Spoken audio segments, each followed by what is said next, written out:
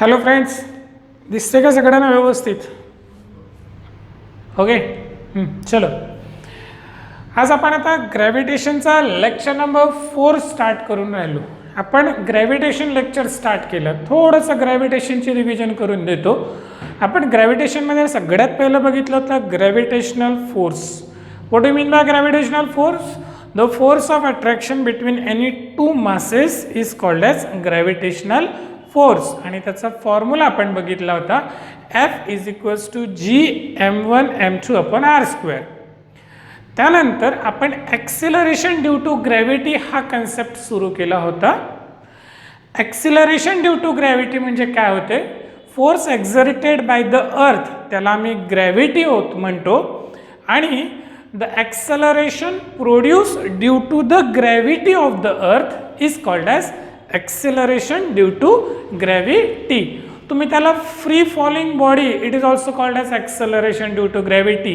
त्याला gravitational pull पण म्हणतात, लक्षात ठेवજો. आणि आम्ही जीचा स्मॉल जीने डिनोट करतो आणि त्या स्मॉल जीचा फॉर्म्युला डिराईव्ह केला होता. Small G is equal to, पुन्हा इथे देऊन देतो formula, gm upon R square. हा आपला एक्सेलरेशन ड्यू टू ग्रेविटीचा फॉर्मूला डिराइव झाला होता. राइट बच्चों? चलो भाई, हमने ये तो फॉर्मूला स्टूडेंट डिराइव कर लिया था gm अपॉन आर स्क्वेअर. हमने ये भी बोला था कि इसकी वैल्यू कांस्टेंट है, वो है 9.8 मीटर पर सेकेंड स्क्वायर. लेकिन 9.8 मीटर पर सेकेंड स्क्वायर ये वैल्यू कहाँ की है? तो ये वैल्यू ऑन अर्थ सरफेस की है. कहाँ की है ये value? On the earth surface. अगर कोई भी मास ऑन द अर्थ सरफेस है तो उस मास पे ये g के वैल्यू 9.8 मीटर पर सेकेंड स्क्वायर कैलकुलेटेड वैल्यू है, जो कांस्टेंट होती है. आज हम क्या देखने जा रहे हैं आज के लेक्चर में? आज आपण बघून राहिलो ही g ची वैल्यू कांस्टेंट आहे, परंतु G inversely proportional to R square, म्हणजे जी डिस्टन्सला इन्व्हर्सली प्रोपोर्शनल आहे, म्हणजे जी ची व्हॅल्यू चेंज होणार है, variation in the value of G. तो उसके कुछ रीजंस है. There are 4 reasons why the value of G changes. आज हम उन्हीं रीजंस पे और वही फॉर्मूलाज डिराइव करने जा रहे हैं. तो आज का हमारा टॉपिक है वेरिएशन इन जी. मतलब जी की वैल्यू चेंज होंगी, बदलेल. आपली जी ची व्हॅल्यू 9.8 राहणार नाही, एक तर कमी होईल, एक तर वाढेल. कमीच होते जनरली. ठीक आहे. आता बघा जी ची व्हॅल्यूचे रिझन काय आहे. There are 4 reasons for. पहिलं reason, due to shape and size of the earth. आपली अर्थ जनरली पोरं कन्सिडर करतात earth it is a spherical in shape. Spherical नसते, ती एलिप्टिकल राहते. ठीक आहे. तर शेप अँड साईज आपण डिस्कस करूया. आताच्या टॉपिकमध्ये फक्त एवढं लक्षात ठेवजा, व्हेरिएशन इन जी, जी ची व्हॅल्यू चेंज होते का? त्याला 4 कारण. पहिलं कारण कोणतं आहे? Due to shape and size of the earth. Due to shape and size of the earth. Due to shape and size of the earth. अरे जोर से बोलो. Due to shape and size of the earth value of G changes. पहिलं reason, याच्याबद्दल detail बोलणार आहे. ठीक आहे. सेकंड रिझन काय आहे? Due to height H. Due to height H म्हणजे आम्हाला एच हाईटची ग्रॅव्हिटी काढावं लागेल. आमचे 2 फॉर्म्युलेज येणार आहेत याच्यामध्ये. एक formula R upon R plus H whole bracket square, किंवा एक formula 1 minus twice H upon R. म्हणजे पृथ्वीपासनं जर तुम्ही एच हाईटला गेलात, वरी वरी वरी वरी वरी वरी वरी तुमची ग्रॅव्हिटी बदलेल. मग ती कशी काढायची? तर या फॉर्म्युलेने, G H is equals to G in bracket R upon R plus H whole bracket square. हे दुसरं रिझन आहे. कशी फॉर्म्युले डिराइव्ह करून देणार आहे, टेन्शन नका घेऊ, फक्त लक्षात ठेवजा. तिसरं रिझन आहे ड्यू टू डेप्थ डी. मतलब ही अर्थ है, तुम अर्थ के नीचे नीचे नीचे नीचे गेले, एक म्हणजे माइन्समध्ये गेलं, खाणीत गेला, तरी तिथली ग्रॅव्हिटी कमी होते. फक्त अर्थवरतीच ग्रॅव्हिटी चांगली आहे भाऊ. तुम्ही जर पृथ्वीच्या खाली खाली खाली खाली खाली खाली गेला तर ग्रॅव्हिटी डिक्रीजेस. तर मग इथला formula G D is equals to, मला असं वाटतं, G in bracket 1 minus D upon R. यहाँ का हमारा ये formula at the depth D. Okay. चौथा रीजन क्या है? What is the fourth reason? Due to the rotation of the earth. पोरं तुम्हाला माहिती आहे, earth revolves around the sun and meanwhile it revolve around its own axis. म्हणजे पृथ्वी सूर्याभोवती तर फिरतेच, पण पृथ्वी स्वतःच्या ॲक्सिस भोवती पण गोल फिरते. म्हणजे पृथ्वी रोटेशनल मोशन करते, रोटेशन करून राहिली, पृथ्वीचं रोटेशन होऊन राहिलेलं आहे. Due to the rotation of the earth आपली व्हॅल्यू ऑफ जी चेंजेस होते. इथे पण एक नवीन फॉर्म्युला आपल्याला तयार होणार आहे, G dash G minus R omega square cos square theta. म्हणजे व्हेरिएशन इन जी म्हणजे जीची व्हॅल्यू चेंज होणार आहे, त्याला 4 रिझन्स आहेत. पहिलं reason due to shape and size of the earth, दुसरा reason due to height h, तिसरा reason due to depth d आणि चौथं reason due to the rotation of the earth. एकूण आम्हाला 4 फॉर्म्युलेज तर डिराईव्ह करायचे आहेत. हा काही मायनर फॉर्म्युला आहे, म्हणजे पोलचं आणि इक्वेटरचं रिलेशन दाखवणारा फॉर्म्युला आहे. हा एक फॉर्म्युला महत्त्वाचा आहे, हा महत्त्वाचा आहे आणि हा पण खूप महत्त्वाचा फॉर्म्युलाच आहे. Are you getting? समझ में आ गया क्या करना है? चलो अब हम लोग due to shape and size ये टॉपिक पे डिस्कस करते हैं. हाँ,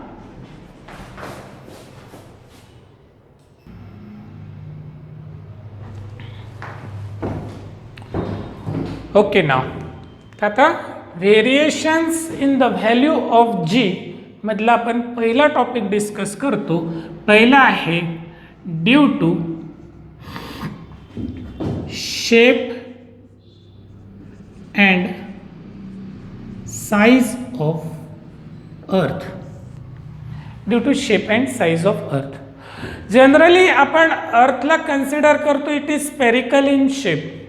नाही, अर्थ ॲक्च्युली दिसते आम्हाला स्पेरिकल इन शेप, पण actually it is elliptical in orbit. अर्थ कशी आहे माहिती आहे का? एलिप्टिकल. ओके, आता तुम्ही म्हणसाल सर एलिप्टिकल म्हणजे काय होतो? एलिप्टिकलचा अर्थ असा होतो ॲट पोल इट इज फ्लॅटर्न आणि at equator it is blurred. पोलला ती फ्लॅटन्ड असतं आणि इक्वेटरला बर्ल्ड असतं. म्हणजे तुम्हाला शेप काढून दाखवतो. ही अशी असते अर्थचा शेप, ॲक्च्युली अशी राहते अर्थचा शेप. हा असतो अर्थचा शेप,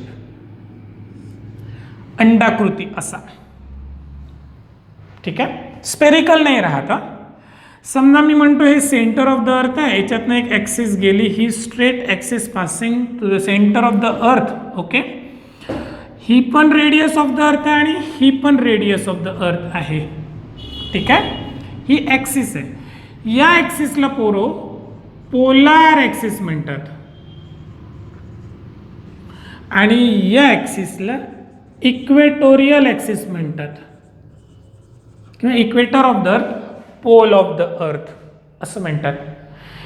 इक्वेटरची रेडियस राहते 6400 किलोमीटर आणि पोलची रेडियस राहते 6400 किलोमीटर आणि इक्वेटरची रेडियस राहते 6400 प्लस 17 किलोमीटर एक्स्ट्रा राहते. म्हणजे 6400 प्लस ही 17 किलोमीटरनी थोडीशी जास्त रेडियस राहते इक्वेटरची आणि पोलची रेडियस थोडी कमी राहते 6400 किलोमीटर. जर इथली ग्रॅव्हिटी तुम्हाला मोजायची झाली तर ग्रॅव्हिटी ऑफ द पोल म्हणतात आणि इथली ग्रॅव्हिटी जर मोजायची झाली तर याला ग्रॅव्हिटी ऑफ द इक्वेटर म्हणतात. पोरो तुम्हाला एवढं तर माहिती आहे की नाही, तर बघ ग्रॅव्हिटीचा फॉर्म्युला Gm/r² आहे म्हणून. म्हणजे तुम्हाला एवढं तर माहिती आहे रे बाबा आता की gravity inversely proportional to r² आहे म्हणून. म्हणजे जर इन्व्हर्सली प्रोपोर्शनल टू r² आहे तर radius of the pole is less than radius of the equator. Agree? हो सर.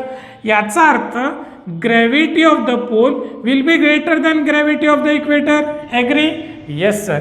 म्हणजे पोलची ग्रॅव्हिटी इक्वेटरच्या ग्रॅव्हिटीपेक्षा जास्त असतं कारण की इक्वेटरची रेडियस जास्त आहे म्हणून. आलं लक्षात इथपर्यंत? म्हणजे आम्हाला शेप अँड साईजमधनं काय नॉलेज मिळतं की पोलवरती ग्रॅव्हिटी जास्त असतं, इक्वेटरवरती ग्रॅव्हिटी कमी राहतं. एक. दुसरं, तुम्हाला वेटचा फॉर्म्युला माहिती आहे, weight is equals to mg. हो सर. जर मग मी म्हटलं पोरो weight of the pole is greater than weight of the equator, तुम्ही ॲग्री करसाल की डिसॲग्री करसाल? ॲग्री करसाल, कारण की जसं जसं इक्वेटरला जाल तसं तसं वेट कमी होईल आणि जसं जसं पोलवरती याल तसं तसं वेट इन्क्रीज होईल.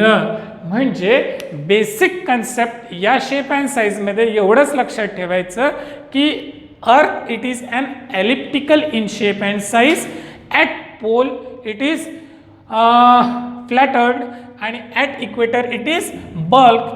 पोलची रेडियस असते 6400 किलोमीटर आणि इक्वेटरची रेडियस राहते 6400 प्लस 17 किलोमीटरने जास्त राहतं.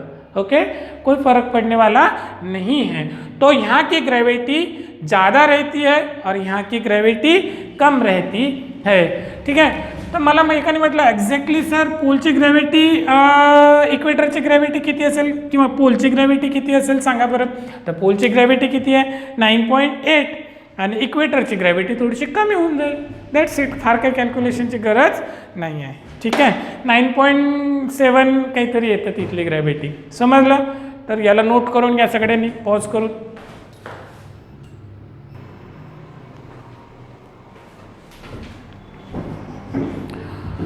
Okay, now variation in G due to height h. अब हम ये variation in G due to height h, तो h हाइट पे हमारा एक्सेलरेशन ड्यू टू ग्रेविटी कितना रहेगा ये वाला फॉर्मूला हम डिराइव करने जा रहे हैं. ओके, चलो ये फॉर्मूला डिराइव करने के पहले लेट कन्सिडर पोरो ही तुमची अर्थ आहे. ठीक आहे, this is your earth. Let O समजा सेंटर ऑफ द अर्थ, ही capital R radius of the earth आणि capital M mass of the earth आहे. ओके, पोरो ही रेडियस आहे तर ही पण काय आहे रेडियस ऑफ द अर्थ, यात काही शंका नाही. बरं, आता काय झालं ना, ऑन द अर्थ सरफेसवरती एक छोटीशी बॉडी ठेवली ज्याचं मास स्मॉल एम आहे. Consider a body of mass small M kept on the earth surface. आता ही बॉडी जेव्हा मी इथे ठेवतो तर इथली ग्रॅव्हिटी किती होईल पोरो gm upon R square. Acceleration due to gravity on the earth surface. आपण मागच्या लेक्चरला हा फॉर्म्युला डिराइव्ह केला. आता मी काय करून राहिलो माहिती आहे का, हे जे मास एम आहे ना हे एच हाईटला गेलो, इथपर्यंत नेऊन ठेवलं हे मास एम. आता मास सरफेसपासून मास एमला मी एच हाईटला नेलं. ओके, आता सेंटरपासून या मासचं अंतर एवढं झालं. ॲग्री? अर्थच्या सेंटरपासून small R is equals to आपण काय घेऊ ते आता आर प्लस एच. इथून इतकं अंतर किती आहे एच, तर मग सेंटरपासून इथपर्यंत अंतर किती होईल आर प्लस एच. आता प्रश्न असा विचारला जातो की भाई यहाँ की ग्रेविटी जी एच कितनी रहेंगी. जर अर्थ सरफेसची gravity G M upon R square, तर जी एचची gravity G M upon small R square, म्हणजे तुम्ही त्याला काय घेऊ शकता जी एम अपॉन स्मॉल आरची व्हॅल्यू काय आहे सांगा पोरो मला, R plus H whole bracket square. म्हणजे इथली ग्रॅव्हिटी जी एचनी दाखवायची, इथली ग्रॅव्हिटी जीनी दाखवली. आता ॲक्युरेट फॉर्म्युला कसा काढतात ते लक्षात घ्या. आपल्याकडे एक इक्वेशन आलं G is equals to G M upon R square. Acceleration due to gravity कुठली ऑन द अर्थ सरफेसची, याला इक्वेशन नंबर 1 म्हणतो मी. G H is equals to G M upon R plus H whole bracket square. Acceleration due to gravity at height H. म्हणजे पूर्वी तुमचं मास अर्थ सरफेसवरती होतं, आता तुमचं मास एच हाईटला गेलं अर्थपासनं. म्हणजे सेंटरपासून याचं अंतर झालं R plus H whole bracket square.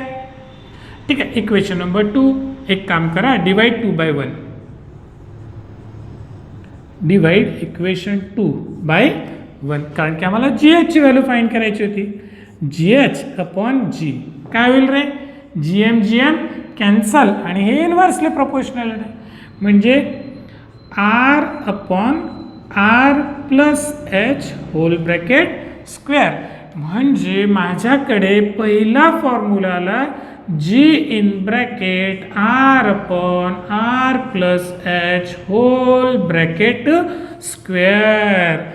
जर मी तुम्हाला म्हटलं पोरं हो find acceleration due to gravity at height H, तर तुमचा फॉर्म्युला काय बनेल, G H is equals to G in bracket R upon R plus H whole bracket square, G in bracket R upon R plus H whole bracket square, G in bracket R upon R plus H whole bracket square, G in bracket R upon R plus H whole bracket square.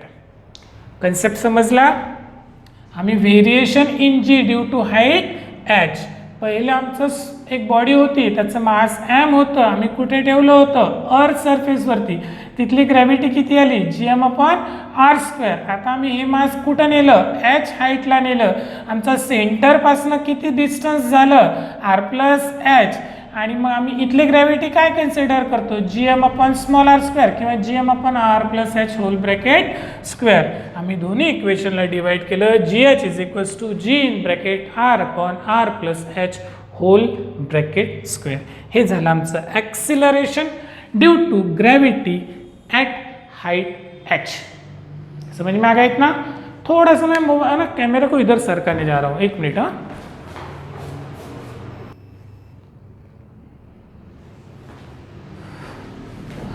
Okay, ठीक आहे.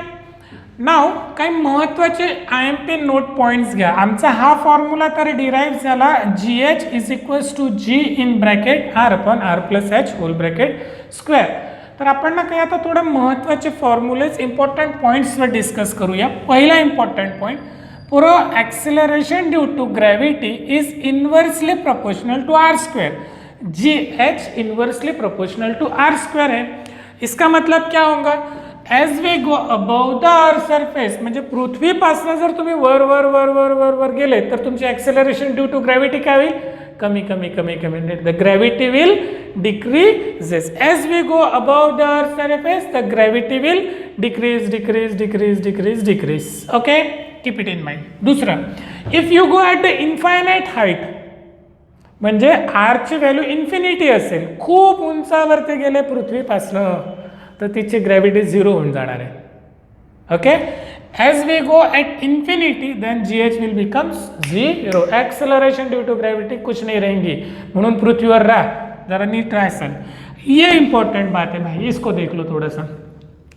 If H is less than और less than R, आपको acceleration due to gravity H height की निकालनी है, लेकिन आपकी H height R से काफ़ी कम है, छोटी है, लेस देन आर है. देन क्या होगा, देखो आपके पास तो ये फॉर्मूला है, G H is equals to G in bracket R upon R plus H whole bracket square. ये आर को सेपरेट कर डालो, आर आर कैंसिल हो जाएगा. ओके, और इसको हम लोग लिख पाएंगे 1 minus H upon R raise to the power -2. Binomial theorem हम लोग यहाँ यूज करने वाले हैं, और इसको आगे हम सॉल्व करेंगे. Then you will get G H is equals to G in bracket 1 minus twice H upon R. ये बहुत इंपॉर्टेंट फॉर्मूला है हमारे पास. कौन सा, G H is equals to G in bracket 1 minus twice H upon R. gh is equals to g in bracket 1 minus twice h upon r. gh is equals to g in bracket 1 minus twice h upon r.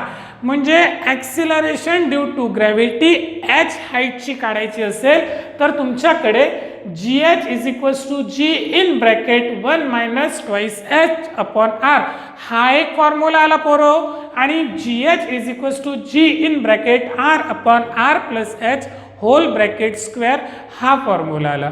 मग कोणता केव्हा वापरायचा, हा formula केव्हा वापरायचा, जर height लेस than और लेस than R असेल तर. उदाहरणार्थ मी तुम्हाला म्हटलं पोरो हो, एक बॉडी आहे ज्याचं मास एम आहे आणि ते 2000 kilometre above the earth surface आहे. किती हाईट सांगितली मी? 2000 kilometre above the earth surface. आता मला एक सांगा, रेडियस ऑफ द अर्थ किती आहे? 6400. आणि मी तुम्हाला ग्रॅव्हिटी कुठली काढायला सांगितली? 2000 अबव द अर्थ सरफेस. म्हणजे मग हाईट ग्रेटर आहे का रेडियस ग्रेटर आहे? ऑब्विसली रेडियस ग्रेटर आहे, हाईट कमी आहे. जेव्हा तुम्हाला हाईट कमी दिली असेल रेडियसपेक्षा, तेव्हा तुम्ही हा फॉर्म्युला वापरायचा, GH is equals to G in bracket 1 minus twice H upon R. आता पुन्हा माझा प्रश्न आहे का पोरो, acceleration due to gravity find करा at height H and which is 8000 kilometre above the earth surface. म्हणजे एक बॉडी आहे 8000 किलोमीटर अबव द अर्थ सरफेसवरती नेऊन ठेवली. आता तिथली त्या बॉडीची ग्रॅव्हिटी काढा तुम्ही. मग तुम्ही म्हणसाल सर आर आणि यात कम्पेअर करा. रेडियस ऑफ द अर्थ किती आहे? 6400. आपला बॉडी कुठे ठेवली तुम्ही? 8000 अबव द अर्थ सरफेस. मग कोणता फॉर्म्युला वापरायचा? GH is equals to G in bracket R upon R plus H whole bracket square. समजलं? न्यूमेरिकलमध्ये मी तुम्हाला पुन्हा व्यवस्थित समजावून सांगेल. आता फक्त फॉर्म्युला डेराईव्ह करून घेतला आम्ही. आमच्याकडे GH चे दोन फॉर्म्युले, एक G1 minus twice H upon R, R upon R plus H whole bracket square, हे दोन. आता NCERT मध्ये क्वेश्चन कसे विचारतात याच्याशी रिलेटेड, ते म्हणतात इफ H लेस देन और लेस देन R असेल then value of G obviously decrease होने वाली है. तो decrease in value of G, absolute decrease काढ़ा. क्या काढ़ा? Absolute decrease. तो एब्सोल्यूट डिक्रीज का मतलब होता है del G is equals to G minus GH. G minus GH. Absolute decrease म्हणजे अर्थ सरफेसची ग्रॅव्हिटी G आहे आणि H हाईटची ग्रॅव्हिटी GH आहे. तर G मायनस GH दोघांचं डिफरन्स काढा. तर जेव्हा तुम्ही G ची व्हॅल्यू आणि GH ची व्हॅल्यू दोघांचे व्हॅल्यूज टाकसाल तर तुम्हाला आन्सर येणार आहे twice H upon R into G. तर ॲब्सोल्यूट डिक्रीजची व्हॅल्यू येणार आहे twice H upon R into G. Twice H upon R into G. Twice H upon R into G. बहुत ईजी है, सिर्फ हाइट पता होनी चाहिए. G और R तो कांस्टेंट है. मैं म्हटलं 2000चे ॲब्सोल्यूट एरर काढा रे, ॲब्सोल्यूट डिक्रीज काढा रे. तर मग इथे तुम्ही 2 मल्टिप्लाइड बाय 2000 अपॉन R माहिती आहे, G माहिती आहे, इझी निघतं. दुसरं फ्रॅक्शनल डिक्रीज फाइंड करा असं त्यांनी म्हटलं. मला काय म्हटलं त्यांनी आम्हाला? आता फ्रॅक्शनल डिक्रीज. तो फ्रॅक्शनल डिक्रीज का फॉर्मूला आता है del G upon G is equal to G minus GH upon G. काय काय काय काय काय G minus GH upon G. याला जर तुम्ही सॉल्व केलं, G ची व्हॅल्यू तर माहिती काही टाकायची गरज नाही, GH ची व्हॅल्यू टाकली, याला सॉल्व केलं तर you will gate twice H upon R. काय येणार आहे याचा answer? Twice H upon R. Fractional decrease twice H upon R, absolute decrease twice H upon R into G. आणि त्यांनी म्हटलं पर्सेंटेज डिक्रीज करा पोरो. काय काढा? Percentage decrease. तर percentage decrease del G upon G multiplied by 100 म्हणजे twice H upon R multiplied by 100. तर हे तीन फॉर्म्युलेज मला असं वाटतं खूप इम्पॉर्टंट आहे. शॉर्ट ट्रिकनी याचे आन्सर्स निघतात MCQजमध्ये. याच्याशी रिलेटेड न्यूमेरिकल जास्त विचारल्या जातात. आर यू गेटिंग बच्चों? समझ में आ गया? बहुत अच्छा कर रहे हो तुम लोग. चलो एक बार हम लोग फाइनल रिवीजन करते हैं. हमने क्या देखा आज के लेक्चर में? Variation in G. रीजन क्या है हमारा यहाँ पे? Due to height H. अगर हमारी बॉडी ऑफ मास M है, हम कहाँ लेके जा रहे हैं उसको? H हाइट पे लेके जा रहे हैं सर. तो उस H हाइट पे उस बॉडी का एक्सेलरेशन ड्यू टू ग्रेविटी कितना रहेगा? तो उसका एक्सेलरेशन ड्यू टू ग्रेविटी रहेगा GH is equals to G in bracket R upon R plus H whole bracket square. What do you mean by R? It is the radius of the earth. What do you mean by H? It is the height of the body from the earth surface. Hey, not from the center. Height from the earth surface. तो ये हमारा formula आ गया. जैसे जैसे हम ये मास अर्थ के ऊपर ऊपर ऊपर ऊपर ऊपर ऊपर ऊपर ऊपर जा रहे हैं, हमारी रेडियस बढ़ रही है, हमारी ग्रेविटी घट रही है इन्वर्सली प्रोपोर्शनल होने के वजह से। अगर हम इन्फिनिटी में चले जाते हैं तो हमारी ग्रेविटी सर 0 बन जाते हैं, infinity 0, there will be no gravity. म्हणून पृथ्वीवर राहा, हेबाडे हो, भलत्या कोणत्या ग्रहावर जाऊ नका। हां, आता कुठे आहो आपण? तुम्ही ऑनलाईनमध्ये अरे, म्हणून मला बोलताना जरा कंट्रोल करावं लागून राहिलं, ऑफलाईनला या मजा येणार आहे तुम्हाला। हां, आता हाच फॉर्म्युला, सेकंड फॉर्म्युला काय बनतं, ज्याला डिराईव्ह केला, कसा झाला त्याच्या नादी लागू नका। GH is equals to G in bracket 1 minus twice H upon R। हा पण आम्हाला GH चा फॉर्म्युला आहे, हा पण GH चा फॉर्म्युला आहे। हा formula if H is greater और ग्रेटर दॅन R, आणि हा formula if H is less than और लेस दॅन R। ओके, हा formula 1 minus twice H upon R हा यूज करायचा आहे। काही 3 फॉर्म्युलेज आहे। ऑब्वियसली H हाईटमध्ये डिक्रीज होणार आहे, तर ॲब्सोल्यूट डिक्रीज जर म्हटलं तर twice H upon R into G, fractional decrease म्हटलं तर twice H upon G, percentage decrease म्हटलं तर twice H upon G multiplied by 100। Are you getting? समझ में आ गया इतना? चलो हम इससे रिलेटेड न्यूमेरिकल करते हैं बीच। अरे एक जो एक छोटंसं गोष्ट, थोडासा कन्सेप्ट समजावून सांगतो, म्हणजे पुन्हा पुन्हा ते करायला नको आहे। हे जर समजलं ना आता, ओके, एक लक्षात घ्या, वेटचा फॉर्म्युला आहे पुरो पाहिजे रे, यो इच्छा मी हो याला मोडून टाकतो आता, ठीक आहे। Weight of the body, weight is equals to mg, weight of the body mg चा फॉर्म्युला। मग weight of the body at height h, WH is equals to mgh, ठीक आहे। तर हा फॉर्म्युला आपण कसा बनतो बघा रे, हा फॉर्म्युला पहा, आपल्याकडे तुमच्याकडे हा फॉर्म्युला आहे। हां, GH is equals to G in bracket 1 minus twice H upon R।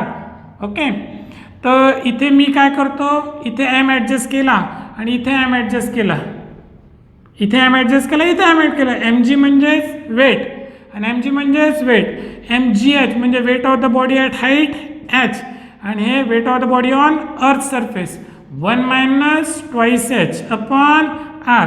म्हणजे जर तुम्हाला विचारलं find weight of the body at height h, तर फॉर्म्युला काय येणार आहे, weight of the body at height h is equals to weight of the body on the earth surface in bracket 1 minus twice H upon R।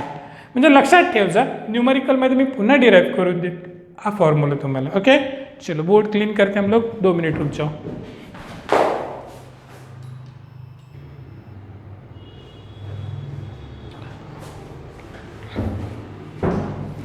Okay, 3 numericals घेतो आपण।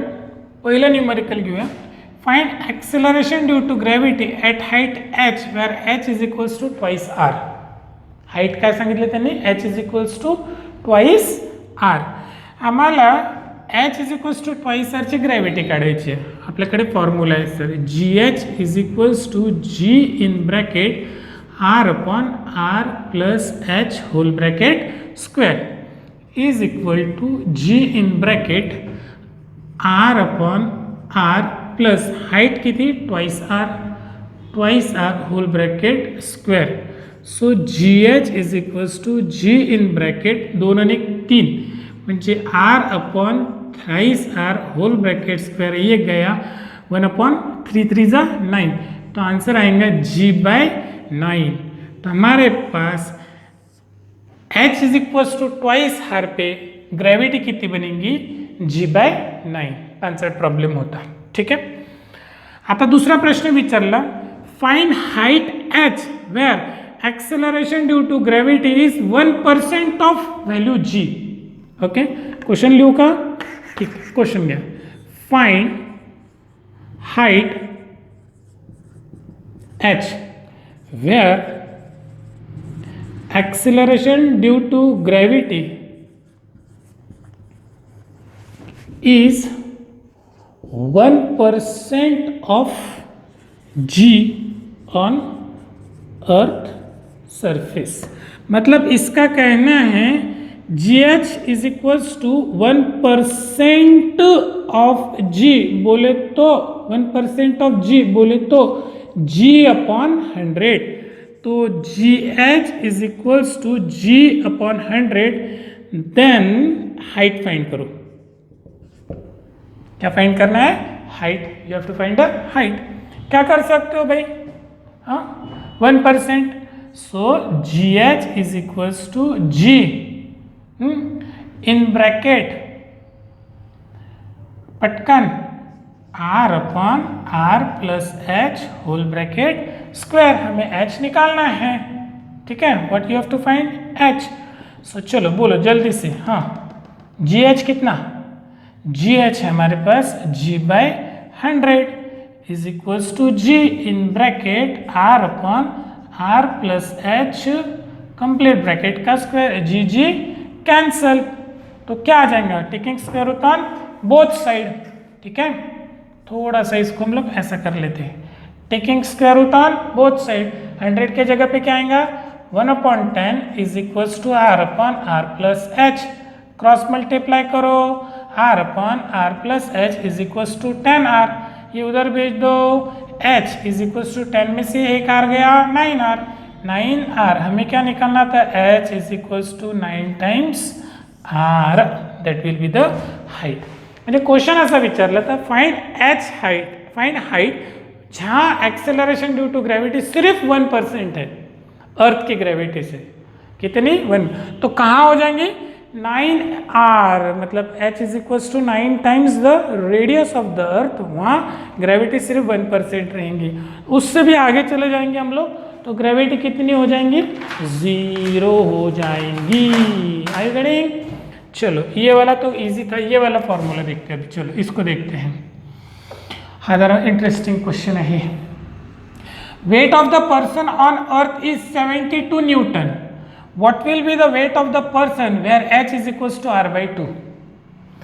Weight of the person on Earth's surface is 72 Newton. What will be the weight of the person at height H is equals to R/2? Okay, चला पुन्हा आपल्याकडे पारे पोरू GH is equals to G in bracket R/R plus H whole bracket square. Okay, MM adjust केलं, MGH adjust केलं, इथे पण एक MG ॲडजस्ट केला, R/R plus H whole bracket square. पण वेटचा formula W is equals to काय formula आहे? MG। मग हे GH म्हणजे WH आणि हे is equals to W in bracket R/R plus H किती सांगितलं त्यांनी आम्हाला? R/2 whole bracket square. WH मी थोडं स्पीडली अशासाठी घेतो की लवकर संपायला पाहिजे video.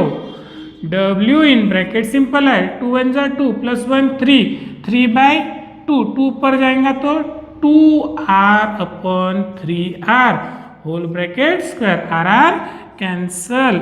WH is equals to earth surface पे वेट कितना था उसका? 72 था। 2 2 जा 9 कितना था? 72, 9 8 जा ना, यस सर, and 8 4 जा 32। तो weight of the person will be 32 newton. म्हणजे ज्या माणसाचं पृथ्वीवरचं वजन 72 किलो भरते त्याला जर तुम्ही R/2 हाईटवरती म्हणजे 3200 kilometre above the earth surface नेलं तर त्याचं वजन किती भरते? फक्त 32 किलो भरते। म्हणजे जसे जसे तुम्ही H हाईटला जाल तसं तसं तुमचं वजन पण कमी कमी होईल। तुमची जर आई म्हणत असेल तुम्हाला किती ढोल्या झाला बे तू, किती लठ्ठ झाला बे तू, मायनं तुझं वजन किती वाढून राहिलं, तर मग तुम्ही आईला समजावून सांग माझं वजन नाही वाढलं म्हणा, मी चुकीच्या ग्रहावर जन्माला आलो है ना, मी जर दुसऱ्या ग्रहावर जन्माला आलो असतो तर माझं वजन कमीच असतं म्हणा, राईट। भैताडे वजन कमी करा, 32 किलोचं वजन H हाईटला होते, तुम्हाला इथंच जगा लागते है ना पृथ्वीवरती।